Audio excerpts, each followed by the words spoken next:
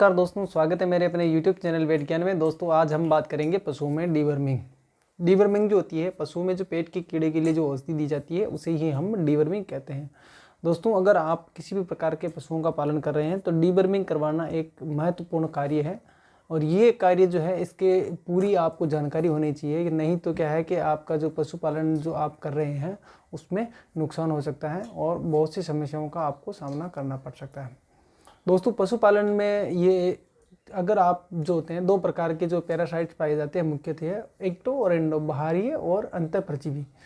बाह्य जो परजीवी होते हैं उनमें होते हैं जुए, चीचड़े, मक्खी वगैरह होते हैं। इनका तो हम क्या है कि समय समय पर उपचार करते रहते हैं, ये हमें दिखाई देते हैं। लेकिन जो पेट के जो कीड़े होते हैं वो हमें दिखाई नहीं देते और वो पशु को जो है अंदर ही अंदर कमज़ोर करते जाते हैं। अब इन जो है अगर मान लो आपके पशुओं में जो पेट के कीड़े हैं तो आपको कैसे पता चलेगा। इसके लिए आपको जो है पशुओं पे जो है हमेशा निगरानी रखनी पड़ती है और आपको हमेशा सुबह शाम पशु पे ध्यान देना चाहिए। अगर आप पशुपालन का कार्य करते हैं, अगर आपके यहाँ लेबर काम करती है तो आपको पर्सनली जाके सुबह शाम दिन में जब भी आपको समय उनके साथ में बिताना चाहिए। इसमें क्या होता है कि जो पशु जो होता है, अगर मान लो आपके पशुओं के जो पेट के कीड़े हैं तो उसमें क्या होता है कि जो आपका जो पशु है वो धीरे धीरे कमज़ोर होता जाता है। सबसे मुख्य बात ये होती है। दूसरा जो होता है पशु को जो है कभी कभी कब्ज होती है, कभी दस्त होती है, इस प्रकार के आपको लक्षण दिखाई देंगे। तो और उसके बाद अलावा जो है वो होता है कि पशु में जो गोबर जो होता है वो स्मेल करता है। पशु का जो गोबर है वो भी स्मेल करने लग जाता है ज़्यादा मात्रा में कीड़े होने पर। और पशु की जो है आँखों से हमेशा पानी गिरता रहता है, कीचड़ आते हैं। सुबह के टाइम आप देखोगे तो कीचड़ जो होते हैं वो आँखों से निकलते हैं। तो इस प्रकार के आपको लक्षण दिखाई देंगे।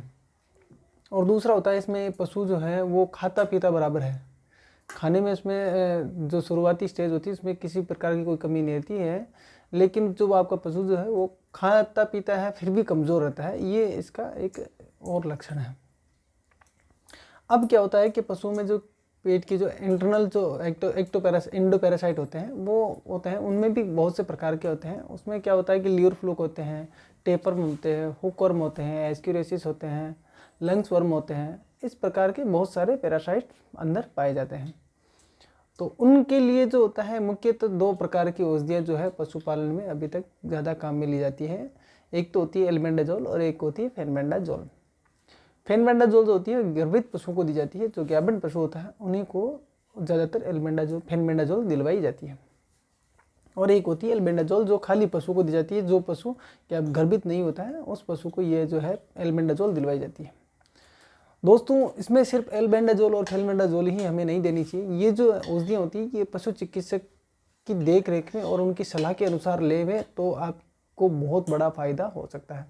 क्योंकि इसमें क्या होता है कि जहाँ पानी का भराव होता है, जहाँ वर्षा अधिक होती है वहाँ पे लीवर फ्लूक भी होते हैं पेट के अंदर, तो उनके लिए भी अलग औषधि होती है।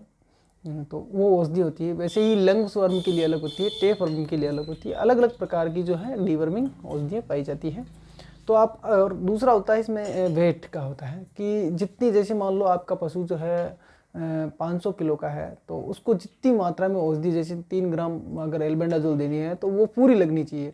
कभी कभी क्या होता है कि हम खुद से जाके ले आते हैं औषधि और हम खुद से ही दिलवा देते हैं। तो क्या होता है कि प्रॉपर मात्रा में जो उनकी डीवर्मिंग नहीं हो पाती, प्रॉपर तरीके से जो है उनकी डीवर्मिंग नहीं होती है, जिससे क्या है कि हमें दोहरा नुकसान होता है। एक तो ये होता है कि जो है आपके जो आर्थिक नुकसान होगा क्योंकि आपने जो उस के लिए औषधि के लिए पैसे खर्च किए हैं वो, और दूसरा जो होता है कि उसकी डीवर्मिंग नहीं हुई और जो इंटरनल जो पैरासाइट्स हैं उनकी क्या होता है कि उनकी जो रोग प्रतिरोधक क्षमता है अगर आप इसी प्रकार से देते रहे तो धीरे धीरे बढ़ जाती है।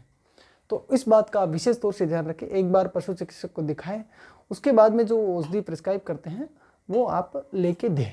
दूसरा जो होता है, जब अगली बार जब आप जिस तारीख को दे रहे हैं वो आप नोट कर लें और अगले 3 महीने बाद में, बड़े पशु की बता रहा हूँ, जो बड़े पशु जो होते हैं उनमें अगले 3 माह में कौन सी टेबलेट देनी है वो भी आप उनसे राय ले लें, तारीख लिख लें तो वो उसमें आसानी होगी। और एक होता है छोटे पशुओं को जो होता है, छोटे बछड़े जो होते हैं उनमें आप जो है 15 दिन बाद में डीवर्मिंग जरूर करवा दें उनकी।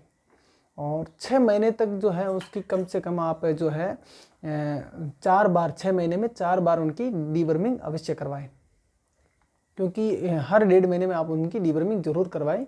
और जो डीवर्मिंग जो है वो हर बार अलग अलग औषधि से करवानी चाहिए, चाहे बड़े हो चाहे छोटे पशु हो, उनमें हर बार अलग अलग औषधियों से डीवर्मिंग करवानी चाहिए। और मुख्यतः बछड़ों में जो होती है पाइपराइजिन से आप करवाएं, एल्बेंडाजोल से करवाएं, फेरबेंडाजोल से करवाएं, और इसके अलावा जो ऑक्सपेंडाजोल होती है उनसे भी आप इनकी डीवर्मिंग करवाएं। तो बछड़ों में आप विशेष तौर से ध्यान दें। इसी प्रकार से जो होती है भेड़ बकरियों में भी हर 3 महीने में आपको डीवर्मिंग करवानी है।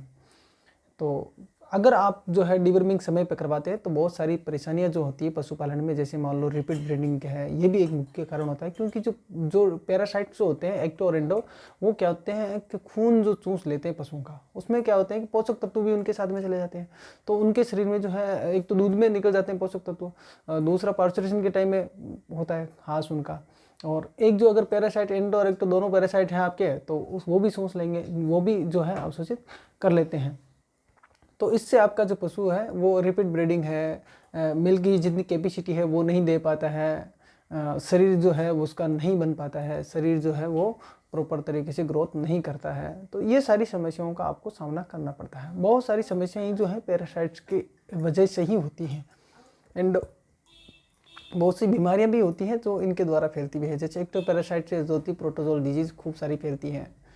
तो इस बात का विशेष तौर से ध्यान रखें। और एक सफल डेयरी व्यवसाय जो है आप अगर आप करना चाहते हैं तो उसमें डीवर्मिंग एक महत्वपूर्ण जो कार्य है आपको करना है। और इसके लिए मैं फिर से आपको कहूँगा कि जो है पशु जो है आपको डीवर्मिंग करवाने का जो समय जो सबसे उपयुक्त होता है, छोटे बछड़ों में जो होता है दिन का समय होता है।